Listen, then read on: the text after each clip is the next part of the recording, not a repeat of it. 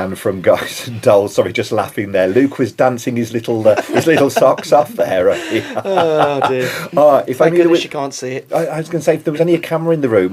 There might be a camera in the room today. Right. So we'll have to see how that edits a little bit later. But fantastic stuff. So hopefully, for anyone who doesn't know the show, that has given you a good introduction of Guys and Dolls.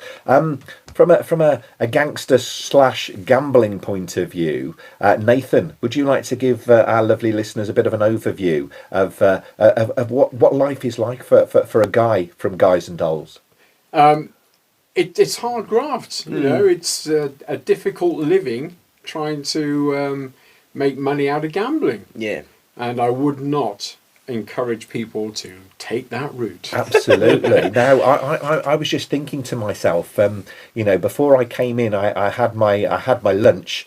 And I was choosing between a pudding, and I couldn't make up my mind whether I wanted a cheesecake or a strudel. Reference. Do you fancy a little wager on which one I had? Well, why don't we pop across to Mindy's? Absolutely. So they don't just bet on normal things, do they? So there's obviously a game called Craps, which is like a dice game. A dice game indeed. But also they are just gamblers out and out. It's almost like, if there was two flies crawling up a wall, they would have a bet on it, wouldn't they? Well, as it turns out, Sky Masterson did actually have a bet on which sugar cube a fly would land on. There we go. There you go. See, this is why you shouldn't gamble. It just gets into the soul, and not so good. Not so good. Now, as your other half in this, poor Adelaide. I mean, how do you put up with his gambling? She doesn't know. She knows. She knows. She knows. You think she doesn't know, but she knows. She knows. She loves him. That's the thing. Sure. She loves him so much, and she feels like there's nobody else out there for her but Nathan. And so, to a certain extent, she takes it.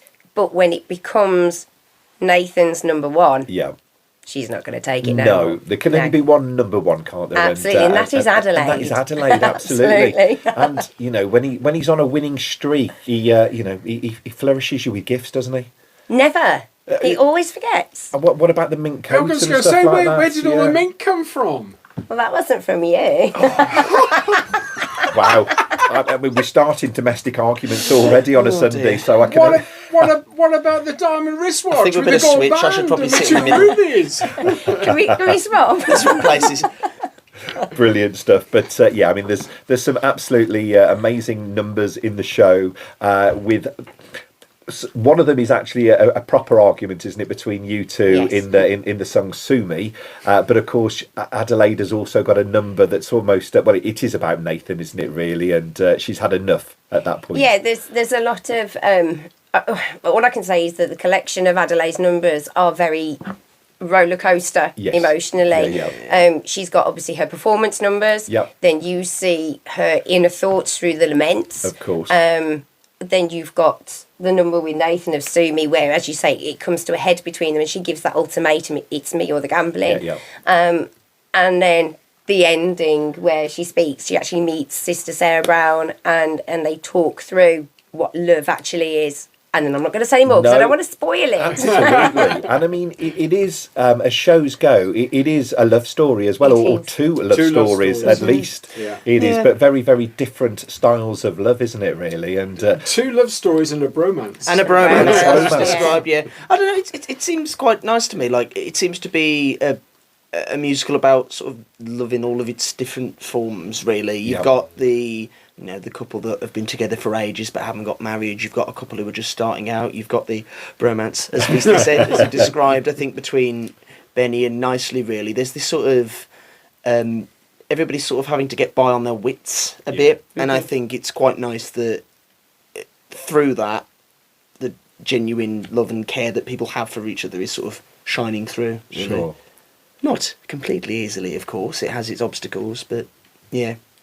And love, I suppose there could be a what's the word I'm looking for? There could be a line of love changes everything as well. I mean, I know it's a different musical, but when we look at the journey that some of the characters take, It's got something for everyone, hasn't it? Really, it is a true classic when it comes to musicals. And I've had the pleasure of being on stage twice.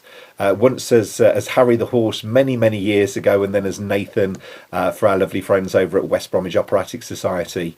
So that was my last one, but crikey, that must have been, I want to say, probably 15 years, if not longer ago. So where does the time go? Now, talking about time, we need to play some music, because otherwise I'm going to get complaints. So we're going to take you over to the world of Andrew Lloyd Webber, and this is from Bad Cinderella, as it's known now. It was just called Cinderella back in the day before it went out across the pond, but now it is Bad Cinderella, and this is the title track.